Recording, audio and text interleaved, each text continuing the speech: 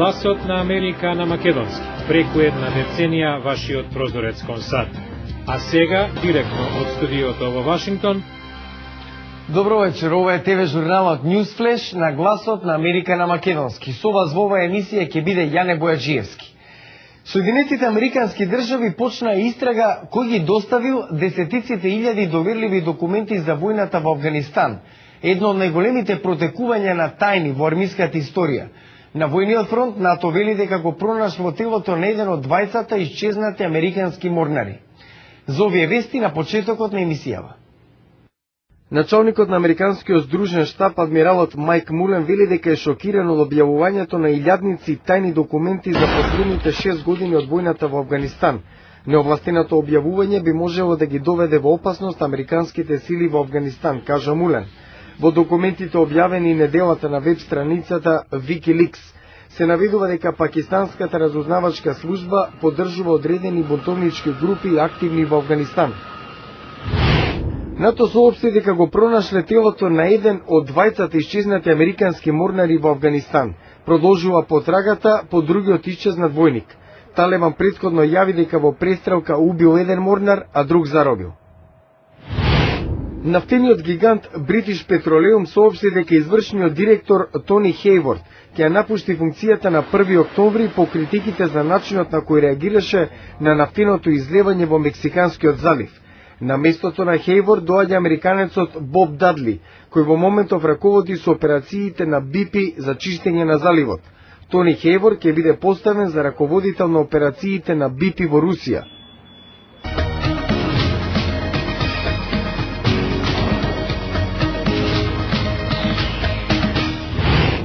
Малите локални фарми полека исчезнуваат од мапата на Соединетите американски држави, но има и такви што не се предаваат. За една од нив ќе ви кажеме во продолжение. И покрај сите предизвици и конкуренција обстојува, благодарение на поддршката од локалното население и нивниот интерес за органска храна. Само еден час северно од Вашингтон, Стефани Скудери и нејзините пензионирани родители поседуваат фарма на 8 хектари веќе 3 децении. Тие се едно од последните мали фарми во општина во која засилено се гради и трговски центри никнуваат на секој чекор.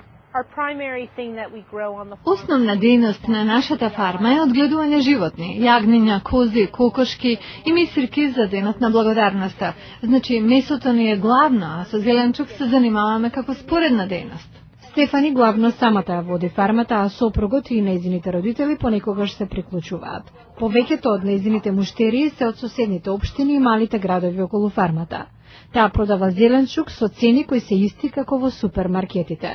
Но нејзиното органско месо, кокошкино, козјо и свинско, чини двојно повеќе отколку во продавница.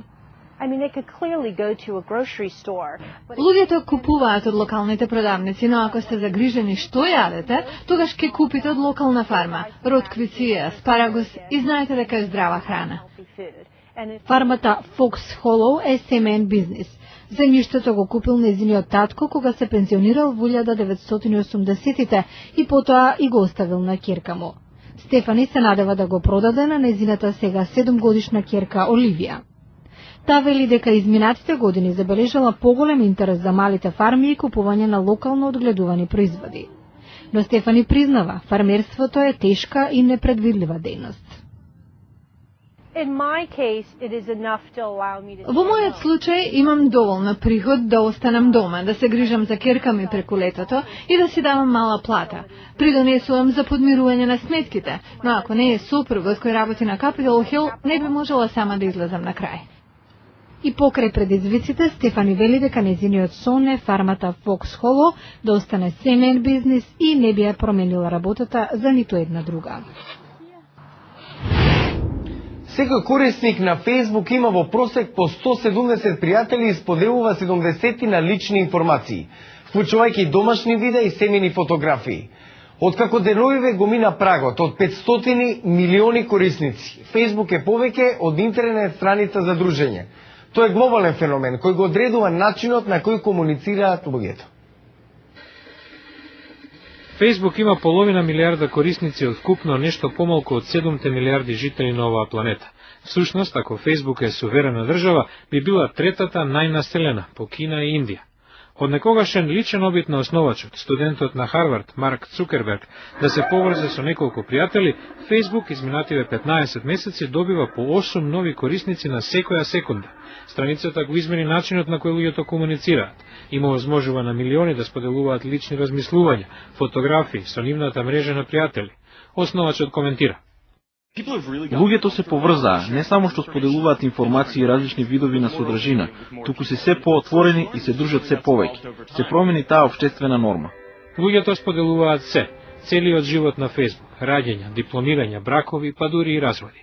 Некои експерти сметаат дека преголемото споделување може да има контраефект, например потенцијалниот работодавач да ви го провери профилот. Оние кои се за Facebook уживаат да склопуваат пријателства преку мрежата. Оние против возвраќаат. Тоа не може да го замени директниот контакт. Facebook е популарен и меѓу јавните личности. Председателот Обама го користеше за изборната кампања 2008-та. Дури и папата Бенедикт има свој профил. Facebook беше главен медиум на кој се дознаваа најновите моменти од постизборните протести во Иран. Со еден клик на компјутерскиот гушец, информациите лесно се шират како вирус, коментира професорот Майкл Нелсон од Универзитетот Џорџтаун. Технологија со која една заедница може да комуницира со друга и сите различни конверзации да се случуваат истовремено и речиси без напор. Тој вели дека иднината на медиумите за дружење се мобилните телефони. Се поголем број телефони ќе овозможуваат комуникација на Facebook од вашата дланка.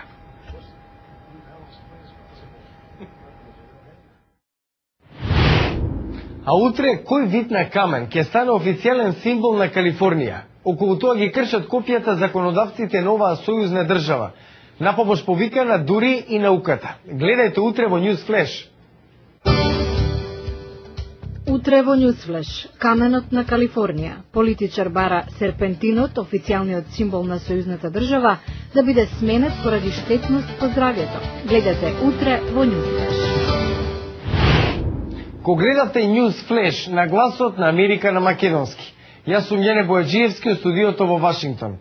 За најнови содржини посетете нашата веб страница glasnaamerika.com. Пријатна вечер.